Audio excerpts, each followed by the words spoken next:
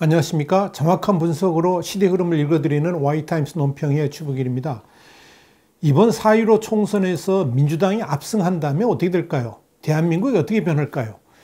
4월 15일, 20일 때 총선은 다른 선거 때와는 완전히 다른 그야말로 중요한 의미를 갖습니다. 청와대와 민주당은 이번 선거에서의 압승을 통해서 대한민국의 주류 세력을 확실하게 바꾸면서 국가 정체성의 전환까지 염두에 두고 있습니다. 문재인 대통령이 언급한 대로 한 번도 경험해 보지 못했던 나라로 옮겨가는 본격적인 출발점이 이번 4.15 총선이 된다는 의미입니다. 대통령이 이미 중요한 시기 때마다 국가 정체성과 관련된 메시지를 밝혀왔습니다. 그동안 우리가 인지하고 있었던 자유민주주의하고는 상당히 다른 방향입니다. 그런 체제 전환을 통해서 민주당은 100년 집권론을 주장했던 것입니다. 이런 관점에서 이번 4.15 총선은 자유민주주의 체제를 계속 유지할 수 있을 것인지 아닌지를 판가름하는 분수령이 될 것입니다. 그렇다면 대한민국이라는 나라가 어떻게 변해갈 수 있을까요? 만약 민주당이 이번 총선에서 압승을 한다 그러면 대한민국이 어떤 나라로 변해갈까요? 첫 번째 예측은 사회주의 체제로 변화될 것입니다. 민주당이 이번 총선에서 이긴다 그러면 가장 먼저 우리가 피부로 느끼게 될 중요한 변화는 사회주의 체제로의 전환이 될 것입니다. 이인영 민주당 원내대표는 이미 총선 이후에 대한민국 체제를 본격적으로 이 사회주의 체제로 전환하겠다는 발톱을 드러낸 바 있습니다.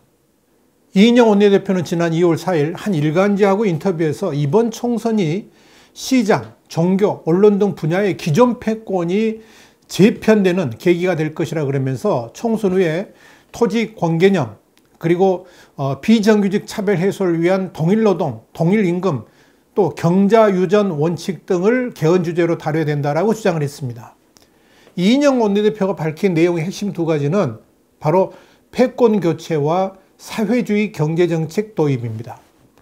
여기서 패권 교체라는 것은 조중동, 조선일보, 중앙일보, 동아일보로 대변되는 언론시장과 기독교에 대한 대대적 손보기를 할 것임을 암시합니다. 기존에 공중파 중심의 언론 장악 전선을 이제는 신문 등까지 넓혀가지고 언론 자체를 완전히 장악하겠다는 것이고요. 이건 북한이나 중국에서 볼 수 있는 것 같이 사실상의 언론 통제까지 할 수 있다는 의미입니다. 또 하나가 기독교 세력에 대한 대대적 권력 해체 작업에 들어가겠다는 것입니다. 그동안 우리나라의 자유민주 체제를 지탱해온 그 큰 버팀목이 바로 기독교였는데 더 이상 기독교가 사회적 영향력을 끼치지 못하도록 만들겠다는 의지를 이인영 원내대표가 밝힌 것입니다. 이런 주류 세력 교체를 통해서 자유민주주의 체제를 사회주의로 바꾸겠다는 것이 이인영 원내대표의 계산입니다. 이인영은 이날 인터뷰에서 이런 말도 했습니다. 총선 결과를 통해 만들어진 정치 지형 속에서 개헌 논의를 하는 게 바람직하다 그랬습니다. 그러면서 이 권력 체제만이 아니라 기본권, 사회 경제적 질서, 지방 분권, 생명권, 정보권 이런 포괄적 주제를 놓고 개헌 논의를 해야 된다라고 말을 했습니다. 부동산 정책에 대해서도 부동산 문제 해소 차원에서 토지 공개념을 적용할 필요가 있다 그러면서 사적인 토지 소유권에 제한을 가하고 공공적 의미를 부여하는 토지 공개념이 구조적 대책을 위한 밑거름이 될 수 있다라고 구체적으로 언급을 했습니다. 무슨 이야기입니까? 한마디로 이번 총선에서의 압승을 통해서 개헌이라는 카드를 꺼낼 것이고 그 개헌 안에는 사회주의적 정책을 담겠다는 이야기입니다. 그래서 체제 전환을 하겠다는 분명한 의지를 밝힌 것입니다. 이번 4.15 총선이 바로 이런 의미를 담고 있는 것이라 이렇게 말씀드릴 수가 있습니다. 그러니까 삐끗하면 투표장에서 자유민주주의의 붕괴가 일어날 수 있다는 점을 분명히 알아야 됩니다. 자, 두 번째 예측입니다. 외교 안보 플랫폼을 한미동맹에서 중국으로 전환하게 될 것입니다. 문재인 정부의 친중 정책은 이미 도를 넘어섰습니다. 그리고 이념 평양적 과잉 쏠림의 대북 정책은 한미동맹의 균열을 가져왔습니다. 문재인 대통령이 취임사에서 당당한 4강 협력 외교를 국정과제로 표방했습니다만은 여기서 당당하다는 것은 오직 미국과 일본에 대해서만 해당되는 말이고 중국에게는 그야말로 지나치다 싶을 정도로 사대적 외교를 펼쳐왔습니다. 대통령이 스스로 한국과 중국은 운명 공동체라고 했지요. 그리고 2017년 중국에 갔을 때 문 대통령은 연설에서 중국을 높은 산봉우리라 그러면서 한국도 작은 나라이지만 중국몽이 함께할 것이라고 했습니다. 외국을 방문한 대통령이 그 나라를 추켜 세우는 일은 흔히 있는 일이죠. 그런데 국가 원수가 자신의 나라를 작은 나라라고 스스로 비하하는 것은 이때까지 저는 보지 못했습니다. 이것이 바로 문재인 대통령의 중국관입니다. 중국은 크고 우리는 작다 이겁니다. 이런 중국 썰림 현상은 중국에 대한 사대주의적 외교관은 대한민국의 외교 안보 플랫폼을 한미동맹에서 중국으로 변화시키고 있습니다.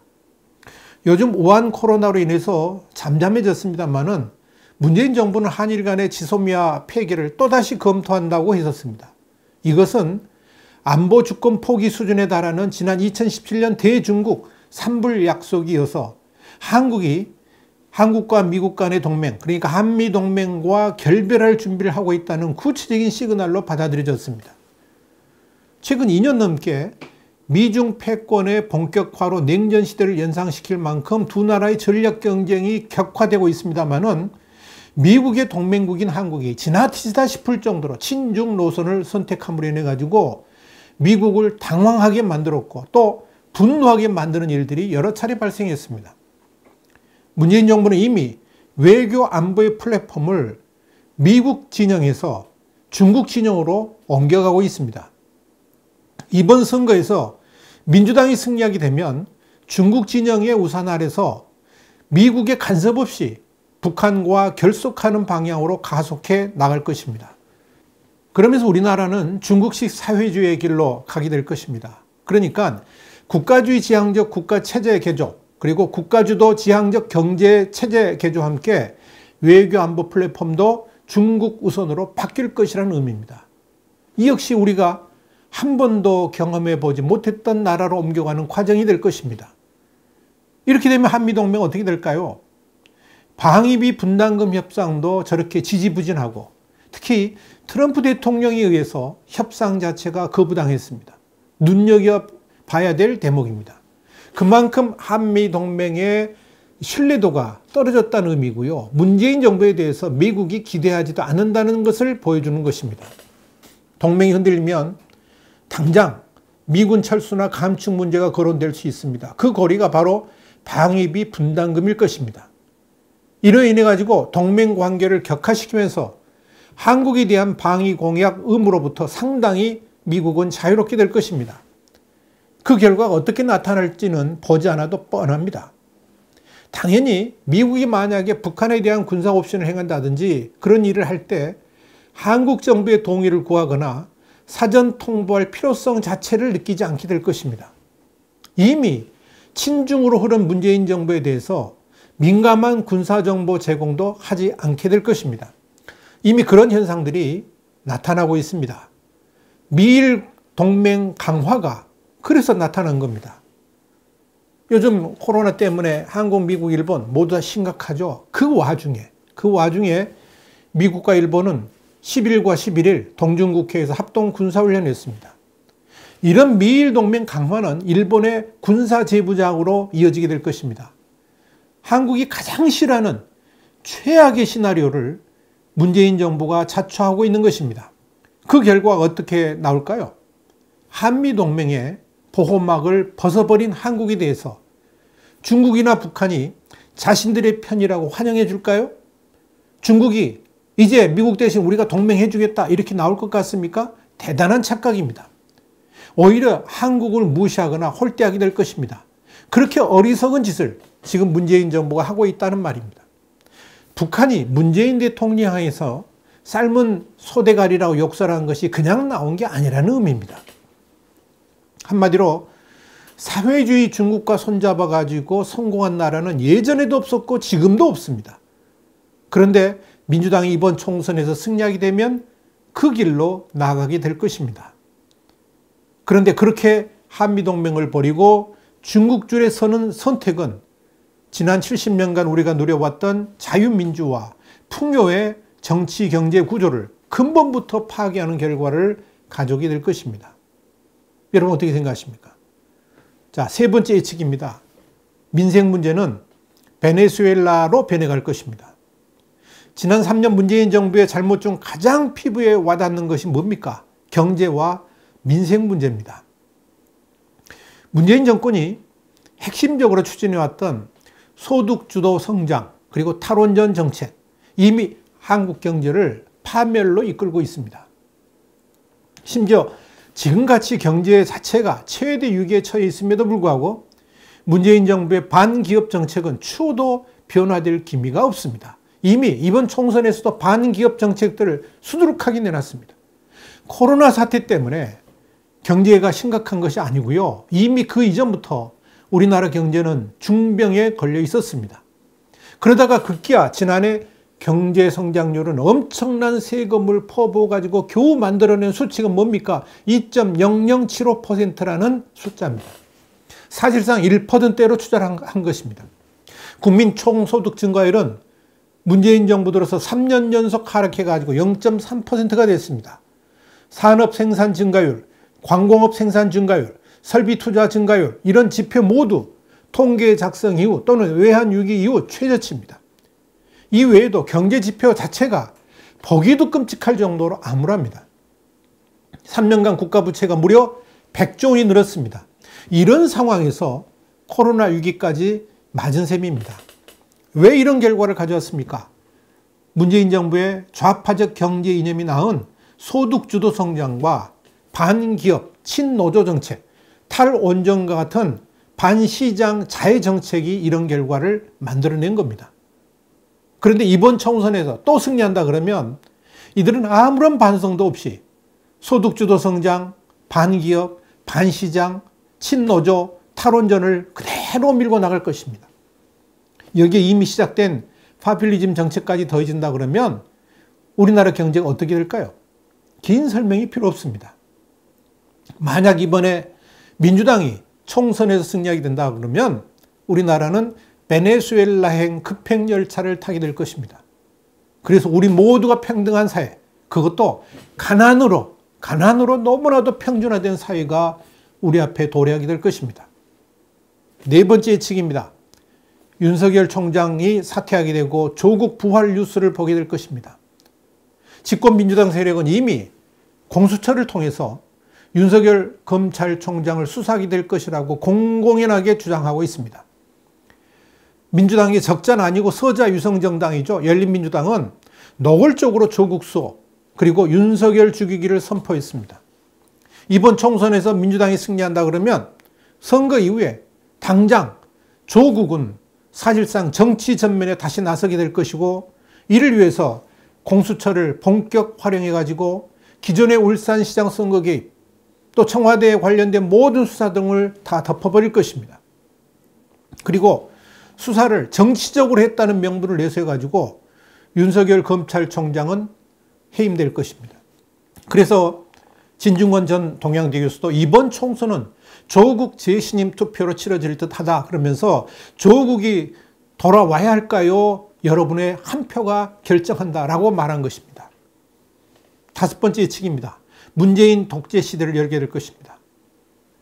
결국 이번 총선에서 민주당이 승리한다 그러면 그것은 곧 문재인 독재 시대를 여는 출발점이 될 것이라는 이야기입니다. 20대 국회에서도 4+1 협의체라는 법에도 없는 연합체를 만들어가지고 민주당 뜻대로 선거법도 바꾸고 공수처법까지 강행 처리했던 민주당입니다. 그런데 이번 총선에서 민주당이 만약 승리하게 된다 그러면 그야말로 이 눈치 저 눈치 안 보고 문재인 일당 독재 체제를 굳히게 될 것입니다. 폴란드나 헝가리 그리고 베네수엘라 같은 나라들이 다 그랬습니다. 입법부를 집권여당이 장악한 다음에 사법부까지 장악하게 되고 이미 우리나라는 사법부까지 다 장악됐죠. 그러면서 독재 체제를 구축하고 있는 것입니다. 그렇게 해서 문재인 독재주의 시대가 열리게 될 것입니다. 문재인 독재는 이미 현실화되고 있습니다. 문 대통령은 지난 1월 신년 기자회견에서 조국 전 장관이 지금까지 겪었던 고초만으로 아주 크게 마음에 빚을 졌다라고 말했죠. 조국의 불법과 비리 의혹에 상처를 입은 것은 국민인데 국민 아닌 조국에게 빚을 졌다고 말한 것입니다. 조국 본인이 받은 혐의만 무려 11개인데 청와대는 논평에서 혐의가 궁색하다고 했고요. 대통령은 검찰을 초법적이라고 공격했습니다.